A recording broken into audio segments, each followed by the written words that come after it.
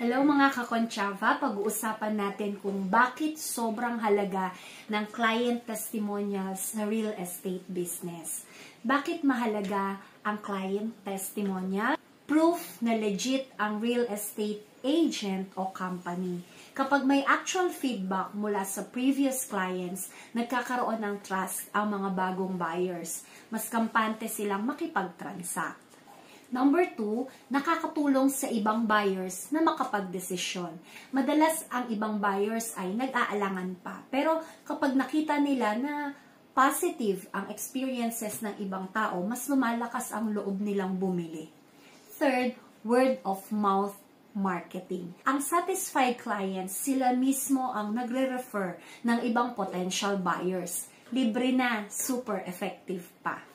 4, mas napapadali ang sales process. Dahil may trust na agad, hindi na masyadong mahirap kumbinsihin ang potential buyers. Mas mabilis ang sales. Kaya kung satisfied ka sa nabiling property mo, magbigay ka po ng testimonial. At para sa mga sellers at agents, huwag mahihiyang humingi ng feedback sa clients.